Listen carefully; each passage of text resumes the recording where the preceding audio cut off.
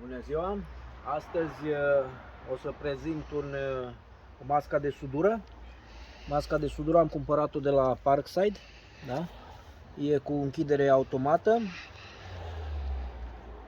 Undeva la 200 și ceva de lei a fost. Eu am testat-o deja. Recunosc că e bună. Este chiar foarte interesantă. I-am dat jos, avea folie aici, folie aici. Cel mai complicat lucru a fost practic să reglez, are niște reglaje aici dacă se vede. Da? Deci reglajele astea sunt pentru diverse forme de cap și în funcție de cum reglezi de aici să vine masca mai în jos sau mai în sus. Eu am reglat-o pentru mine ca să stea bine, se poate suda și cu ochelari, eu port ochelari. Cam așa arată. Da? Ok.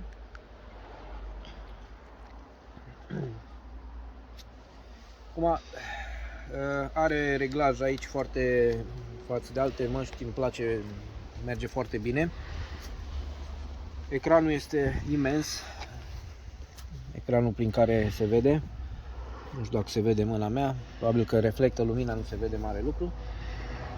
Aici pe partea asta are mai multe reglaje, nu știu dacă se vede, aici scrie weld, adică pentru sudură, dai în sus de comutator. Dai în jos, scrie cut pentru tăiere și respectiv dai în jos de tot, scrie green pentru șlefuire, da?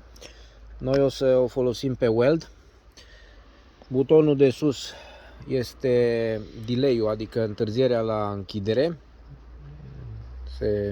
Cu cât îl pui pe maxim se închide mai greu masca.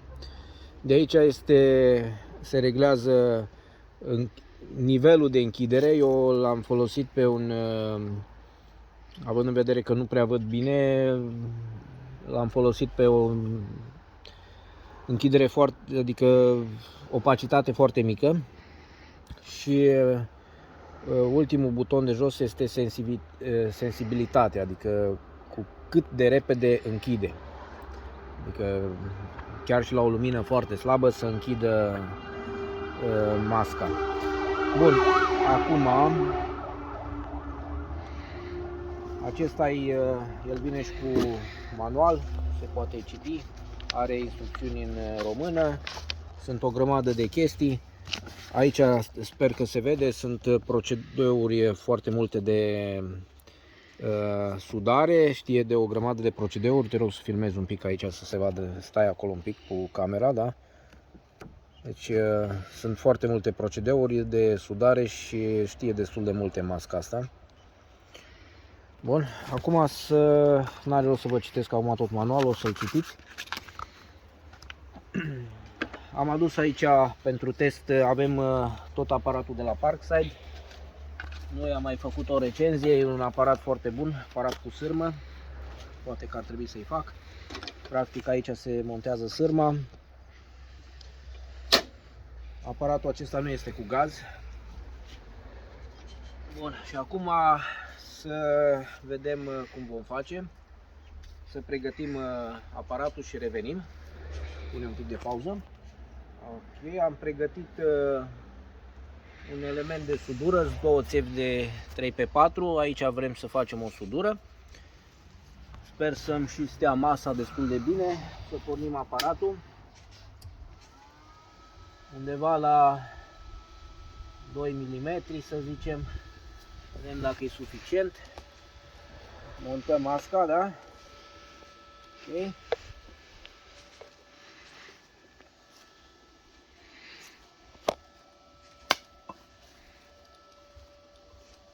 Nu ne face contact.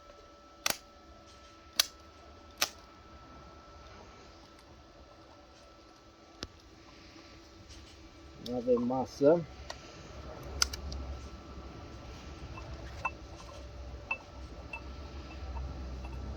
Tocmai pentru asta e bună masca.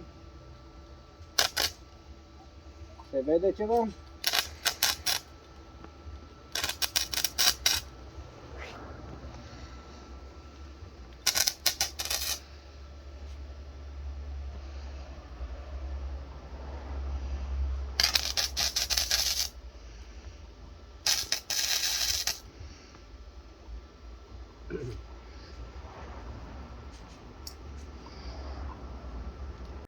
Acum, pentru a vedea închiderea geamului, o să încerc să pun telefonul în mască. Ok. Sper să mai și focalizeze ceva.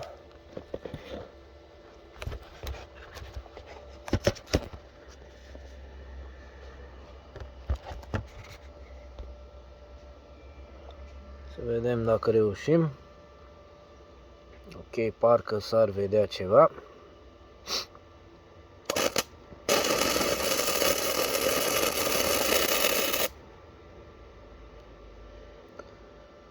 Cam asta face masca. O sudură bunicică, făcută așa la repezeală. Deci asta e masca, arată ca din model futurist.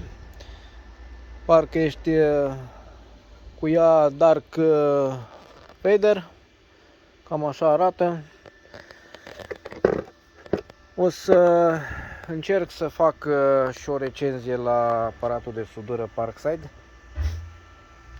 dar următoarea. Cam asta este, la revedere!